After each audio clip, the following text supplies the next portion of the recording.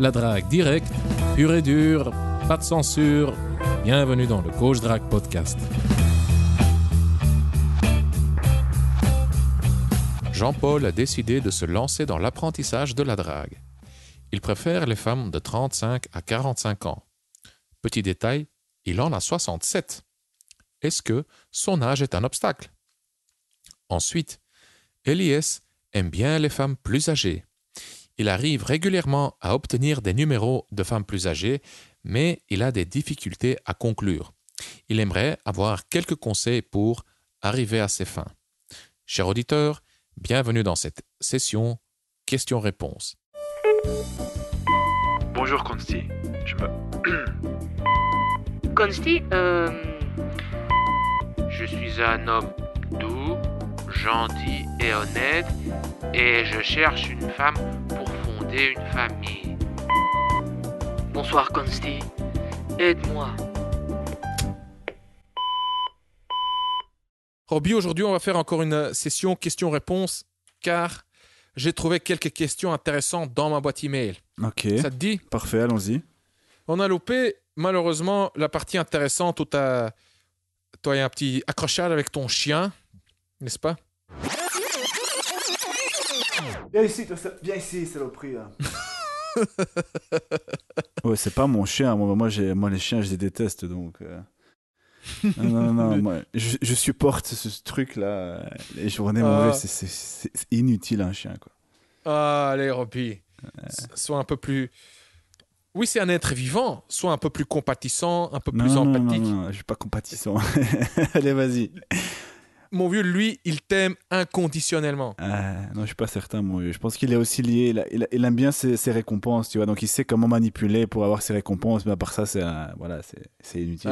Non, faut pas voir ça comme ça. Ta présence, oui, tu peux le voir comme ça, mais ta simple présence est une récompense pour lui. Allez, Robbie, c'est parti. C'est beau. C'est moi qui commence avec la question de Jean-Paul, c'est ça, hein? Oui. Ok, alors je lis. Bonsoir Consti, bientôt reçu les 15 titres annoncés, donc ok.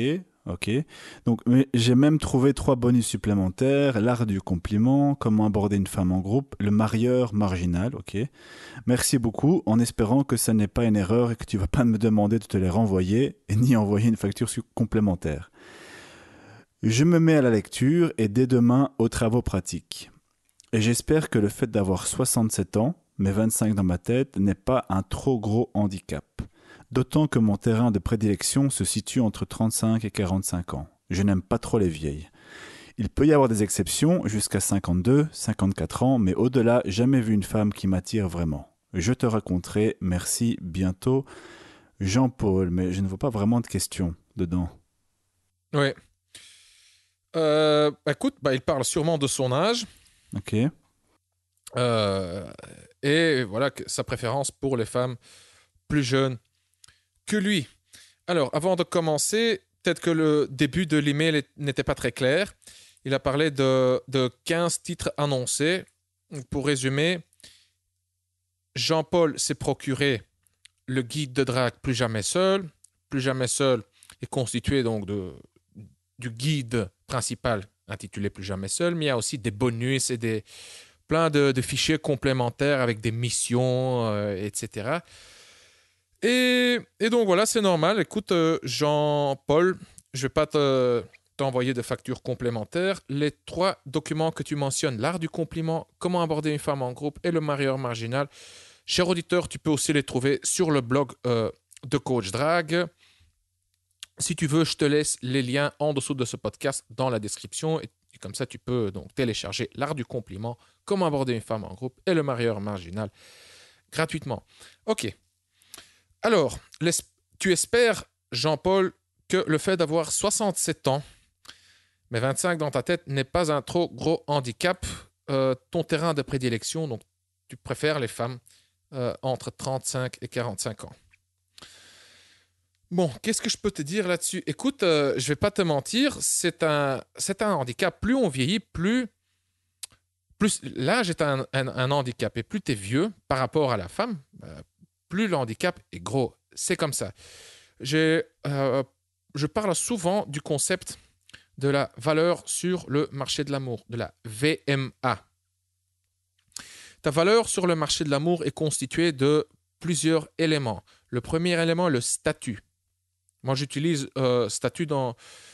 j'ai plusieurs définitions de statut. Ici, je parle du statut économique, ou plutôt du statut socio-économique.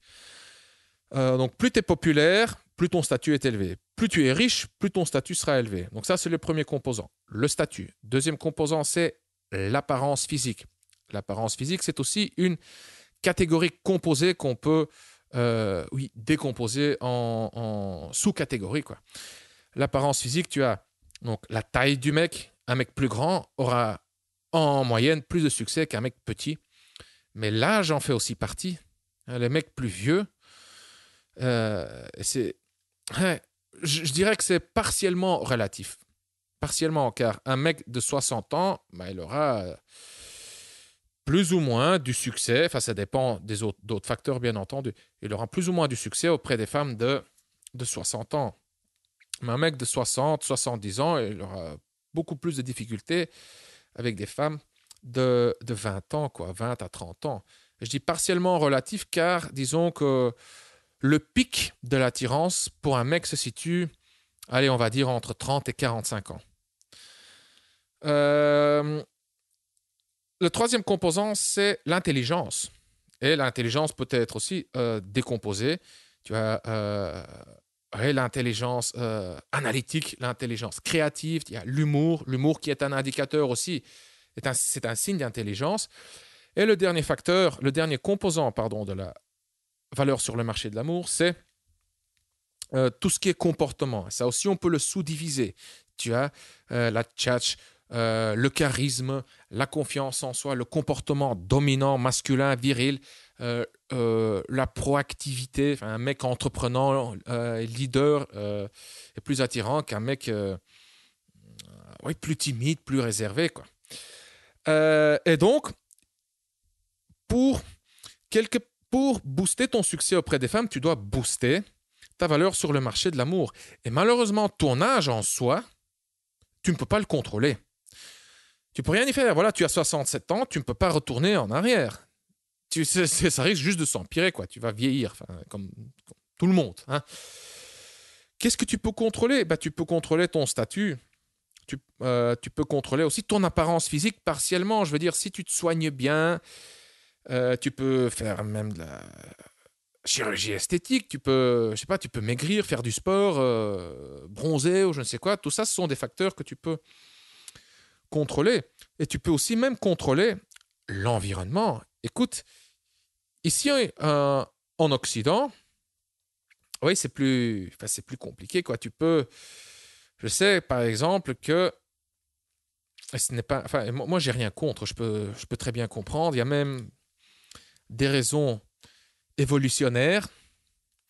Je sais par exemple qu'en Asie du Sud-Est, sûrement dans d'autres régions, dans d'autres coins du monde, tu peux faire jouer l'environnement en ta faveur. Donc en changeant d'environnement, tu peux instantanément booster ta valeur sur le marché de l'amour. Voilà. Qu'est-ce que j'allais dire encore ? Écoute, nous sommes tous attirés par des femmes plus jeunes que nous. Je ne sais plus où j'ai lu ça. Je pense que ça vient du bouquin Dataclysme. Dataclysme est un bouquin écrit par le fondateur du site OkCupid. OkCupid est le plus grand, ou un des plus grands sites de rencontres au monde. Ils ont des millions et des millions d'abonnés, donc ils récoltent plein de data, plein de données, et ils font des calculs, etc. Et il y a des trucs très intéressants qui en ressortent. Une de ces infos est que les femmes préfèrent en général donc les mecs de leur âge, plus ou moins. On va dire de leur âge plus ou moins 5 ans, tu vois. Donc une femme de 45 ans préfère les mecs de 40 à 50. Une femme de 20 ans préfère les mecs de 18 à 25, on va dire. Voilà. Le dernier était un peu un exemple maladroit. J'aurais dû prendre l'exemple de la femme de 25 ans. Voilà. Elle est attirée par les mecs de 20 à 30, en général. Qu'est-ce qu'ils ont constaté chez les mecs? Peu importe l'âge du mec, tous les mecs sont attirés par les femmes entre, disons, 20 et 30 ans. Je crois même que c'était entre 22 et 25. Mais je ne suis pas certain. Mais donc, oui, mais comment ça se fait que le marché reste en équilibre? Car c'est la femme qui a le dernier mot. Donc, si toi, tu peux être attiré par des femmes de 35, qu'est-ce que tu as noté ici? Oui, 35 à 45 ans. Si aucune femme au monde de 35 à 45 ans n'est attirée par toi, bah, tu vas quelque part ajuster tes goûts, tu vas faire un compromis et tu vas, modifier tes critères. Et donc, voilà. Maintenant, qu'est-ce que je peux te dire encore? Écoute, je connais un mec de 65 ans et il arrive encore régulièrement à séduire et à coucher avec des femmes de jusqu'à 40 ans ou même plus, 45 ans qui ont 45 ans de moins que lui.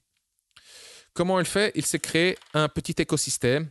Il a un bar et dans ce bar, c'est le roi. C'est le mec dominant. Il est même littéralement assis plus haut car derrière le bar, il y a une petite plateforme comme ça. Et donc, oui, il a créé son petit écosystème. Et dans ce système, c'est le roi. C'est le mec dominant, c'est le mâle alpha. C'est lui qui guide. Et c'est un peu comme une toile d'araignée. Et de temps en temps, il y a une petite mouche il attrape des petites mouches dans sa toile, quoi. Donc, voilà, c'est aussi une piste. Tu crées ton propre petit écosystème. Et de temps en temps, dans ce petit écosystème, si tu es le roi, le mâle alpha, tu as plus de chances de séduire des femmes plus jeunes que toi. Voilà. J'ai fini. Robbie, est-ce que tu as des choses à ajouter? Non, je vais juste reprendre un de tes éléments pour la question suivante, mais après ça, rien à rajouter. Non. Voilà. Alors, on passe à la question suivante. Je t'en prie. Ah, c'est une question de Elias et je crois qu'on a déjà répondu dans le passé à une de ces questions. Je reprends encore une question d'Elias car elle est vraiment intéressante. Je crois que, si je ne me trompe pas, cette question est un peu plus ancienne que la précédente. Peu importe, mais je l'ai sélectionnée car elle est unique. On n'a pas encore répondu à ce genre de questions, si je ne me trompe pas. C'est parti. Salut Robbie, je tenais à te remercier pour ton boulot de malade avec ton blog, podcast et e-book. Bon. De rien, de rien.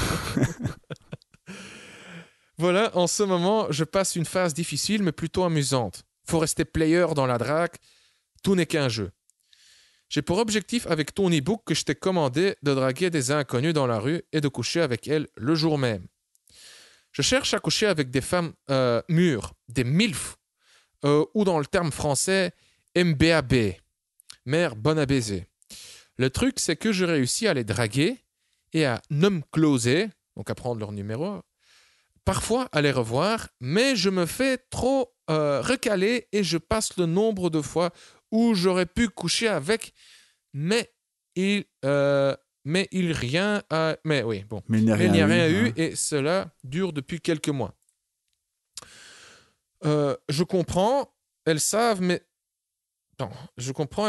intentions et me donnent quand même. Bon, je vais traduire ici car c'est un peu maladroitement formulé. Je leur fais comprendre, ou bien je comprends qu'elles savent mes intentions. Donc les femmes savent ses intentions et elles me donnent quand même leur numéro, mais après elles jouent l'heure difficile. Voilà mon problème. Comment faire pour coucher avec des inconnus rencontrés dans la rue et comment coucher avec des MILF sans me faire recaler au moment où je dois passer à l'acte. Merci de ton temps, mec Elias. C'est tout? Alors, Robbie, oui, c'est tout. Écoute, c'est intéressant. Il y a plusieurs choses à mentionner. Moi, je vais déjà commencer par un élément factuel que tu as repris via les stats du site OkCupid qui montrait ou qui démontrait que les femmes étaient restées dans un ratio d'âge qui était de -5 à +5 ans, mais rarement en dessous et au-dessus. Donc c'est le premier élément, et ça c'est aussi la pratique qui m'a montré. Il y a quand même très rarement des situations où un mec de 20 ans va coucher ou va attirer une femme de 35 ans. Sauf exception particulière où le mec a 20 ans, certes, mais il est déjà super développé, super alpha, super dominant et il peut vraiment compenser son âge. Ou alors, l'autre exception, c'est des cas particuliers. Par exemple, moi, quand je me souviens, quand j'avais, par exemple, 22, 23 ans, j'avais couché avec une femme qui avait 45 ans, mais c'était dans un domaine bien particulier, puisqu'il s'agissait un peu d'échangisme, tu vois. Donc, dans ce cas-là, ça peut encore facilement passer. Mais dans la vie de tous les jours, c'est moins fréquent. On voit plus souvent un mec de 35 ans avec une fille de 22 ans qu'un mec de 22 ans avec une fille de 35 ans. Et pour moi, il y a des explications à tout ça. Ça, c'est un peu les causes, hein, on va dire les points négatifs. C'est que les femmes sont aussi beaucoup plus réceptives à tous ces facteurs, donc la dominance. Il y a aussi l'aspect visuel, l'aspect virilité. Je dis, une femme, quand elle voit un mec de 20 ans, généralement, ils sont très peu développés, très peu virils, même au niveau de l'habillement. Et puis aussi, il y a des facteurs plus émotionnels, par exemple. Une fille qui parle avec un mec de 20 ans va le ressentir au niveau de la discussion, au niveau du vocabulaire, au niveau de plein de petites choses comme ça qui vont lui faire ressentir qu'elle communique avec quelqu'un qui n'est pas de son monde, tout simplement. Là où un mec de 35 ans qui va aborder une fille de 20 ans va beaucoup moins porter l'attention à ça, puisque ce qui l'intéresse d'avant tout, c'est le physique. Donc, c'est déjà des éléments à prendre en considération. Donc, si tu veux déjà te rapprocher de cette niche, on a parlé des niches hier dans l'épisode, je ne sais plus, 160, je ne sais plus, c'était l'épisode d'hier ou d'avant-hier, je ne sais plus. Ouais, je sais, moi non plus. Ouais, c'est ça. Ouais. Ben voilà. Épisode 160, ouais. Bon, on a parlé des niches, donc et les MILF, donc comme il appelle ça, les mères bonnes à baiser. J'aime pas trop ce terme, mais ouais, on se comprend. Si tu veux te rapprocher de cette niche, c'est de se comporter de manière à attirer cette niche. Donc, ça peut passer par l'habillement, ça peut passer aussi par la manière de t'exprimer et pas mal de choses similaires. Donc, c'est déjà une des causes de ton possible échec et les solutions qui peuvent y remédier. Deuxième chose aussi, il y a des contrastes avec les femmes plus âgées. C'est assez paradoxal, quoique. Chez les filles jeunes, elles sont plus volatiles parce qu'elles sont vraiment dans la force de l'âge, elles ont plein d'expérience, enfin plein de possibilités. Et parfois, ouais, tu peux avoir cette impression qu'elles partent dans tous les sens et c'est parfois un peu difficile de les avoir. Mais d'un autre côté, ce sont ces filles-là qui sont ouvertes généralement aux expériences, qui veulent expérimenter un maximum. Et chez les filles plus âgées, elles auront moins d'opportunités. Elles vont être un peu plus faciles, entre guillemets, à aborder et avoir un rendez-vous, mais en même temps, elles sont un peu plus méfiantes et plus blasées aussi. Elles ont d'expérience, elles ont déjà vu des mecs passer dans leur vie, et donc elles sont beaucoup moins, oui, on va dire ça, facilement stimulables. C'est pas une règle générale, c'est un peu ce que la pratique m'a démontré. Donc ça peut jouer aussi un rôle dans le manque de succès avec les femmes plus âgées, les MILF, c'est qu'elles sont un peu blasées quelque part et elles sont un peu moins réceptives à surtout si t'es plus jeune, quoi. Donc voilà. Moi, là, une solution que je donne aussi, peut-être pour augmenter peut-être tes résultats, c'est d'organiser ton environnement ou tes rendez-vous de manière à diminuer le fossé entre vous. Moi, par exemple, quand je vais en rendez-vous avec une fille plus âgée, le cadre que je vais choisir, le cadre du rendez-vous va être choisi en fonction de cette niche, c'est-à-dire en fonction des MILF. Donc ça va être apparemment un bar à vin plus classe. L'habillement va être aussi choisi en fonction. Et alors, dans un deuxième rendez-vous, généralement, elles ont leur propre logement, etc. C'est d'aller directement chez elles lors du deuxième rendez-vous, faire à manger, boire une bonne bouteille de vin, des choses comme ça, histoire de pas trop... d'être directement dans le feu de l'action et ne pas trop laisser, les différences entre vous se montrer au jour le jour, au fur et à mesure de vos rendez-vous. Si tu vois ce que je veux dire. Donc, c'est vraiment de diminuer les possibilités pour elles de se rendre compte du fossé qui vous sépare, en gros.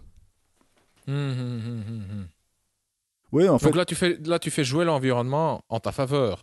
Donc tu organises ton environnement de telle façon à ce que, cet environnement, tu réduis en fait les différences d'âge à l'aide de l'environnement, c'est ça? Tout à fait, ouais. Ok. Et les autres solutions, donc voilà, c'est prendre en considération le fait que les femmes sont plus sensibles à tout ce qui est, comme tu l'as dit juste avant avec les statistiques, un homme, entre guillemets, il est dans la force de l'âge entre 30 et 45 ans. Une femme, c'est plutôt entre 20 et 30 ans, où tout son pouvoir de séduction est au maximum. Et les femmes qui ont 30 ans, par exemple, je dis sauf exception, vont rarement être attirées par un mec de 20 ans. Parce qu'il y a un différent, enfin, il n'est pas assez viril, il n'est pas assez dominant, même l'habillement est un décalage un peu trop élevé. Et au point de vue verbal, le vocabulaire, les expressions, enfin bref, tous des petits éléments culturels qui vont lui faire sentir que le mec n'est pas du même monde, et ça va être beaucoup plus important pour elle, qui valorise chez un homme toutes ces caractéristiques. Il y a aussi l'aspect social. Elle va penser à ce que les autres vont penser d'elle. Aussi, ouais. Oh, je veux pas être vu avec un mec aussi jeune, sinon, qu'est-ce qu'on va penser de moi? Que je suis une fille facile, que je veux juste du sexe, et moi je suis pas comme ça. Ouais. Et aussi, les femmes, on va dire de plus de 30 ans, souvent, ce qu'elles disent souvent aussi, et elles le pensent, elles le ressentent réellement, c'est « Ouais, je me suis déjà assez amusé, maintenant je veux quelque chose de sérieux. Exact. Je veux me poser, je veux fonder une famille, je veux avoir un mec sérieux pour avoir des enfants, m'acheter une maison, fonder une famille, etc. » Donc, pas toutes, hein, mais ouais, il y a une tendance comme ça. Ouais. C'est ça, c'est ce que j'appelle le côté, entre guillemets, plus blasé. C'est, ouais, ils ont déjà... Les mecs qui lui ont proposé du fun et qui leur proposent encore du fun maintenant, pour elle, ouais, c'est quelque chose d'assez... Donc, il faut que tu puisses lui donner une autre plus-value que simplement, viens, je vais te baiser parce que voilà, je suis jeune, toi t'es plus vieille, donc voilà, forcément c'est un point positif pour toi, mais non, c'est pas vraiment comme ça qu'elles réfléchissent. Donc, sauf de nouveau exception, hein, une femme qui vient de rompre, qui pendant 2-3 mois va s'amuser de nouveau. Si tu l'as dans ce cadre temporel-là, oui, bah, ça peut être plus facile, mais de manière globale, de manière générale, c'est pas aussi simple que ça. Ok, est-ce que tu peux encore une fois résumer alors comment coucher avec des MILF sans se faire rejeter, voilà, au moment où tu dois passer à l'acte. Enfin, oui, comment est-ce qu'il peut faire pour coucher avec des MILF?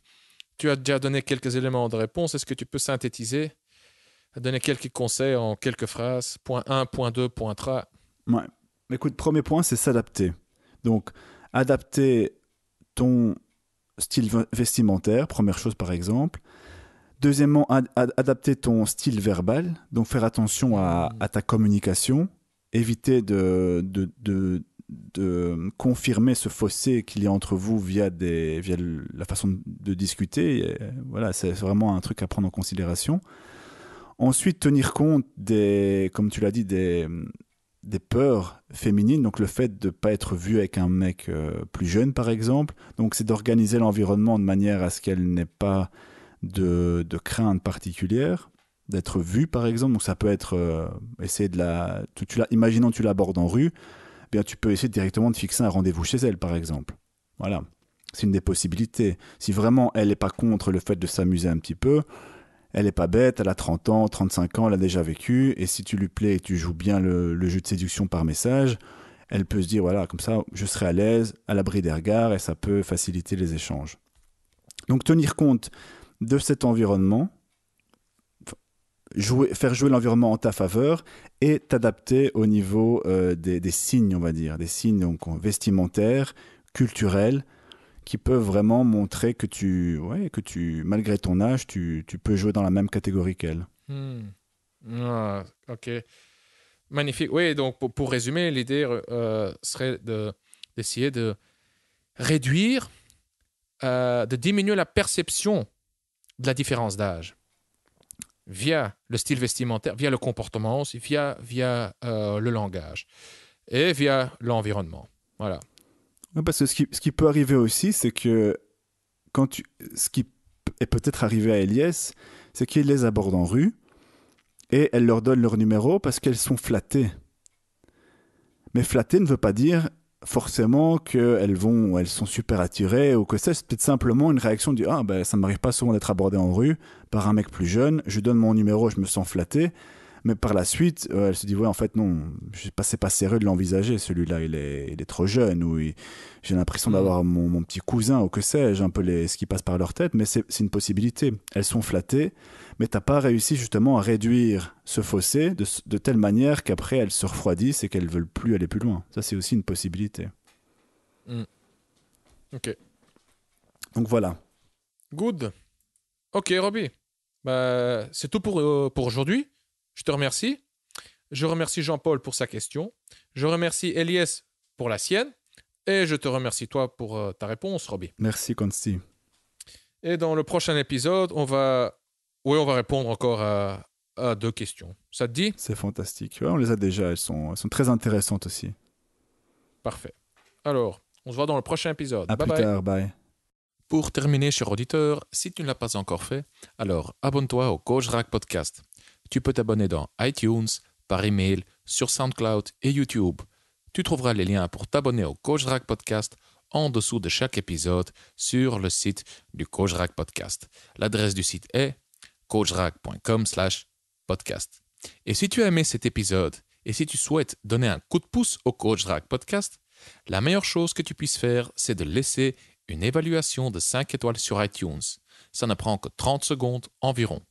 Si tu ne sais pas comment laisser une évaluation sur iTunes, alors consulte les instructions en images, étape par étape, en dessous de ce podcast sur le site du Coach Rack Podcast. Ton évaluation est importante car, comme ça, tu aides les mecs, comme toi et moi, à découvrir le Coach Rack Podcast plus facilement. Je suis Consti de coachrack.com. Merci d'avoir écouté le Coach Rack Podcast. On se voit dans le prochain épisode. Bonne travail.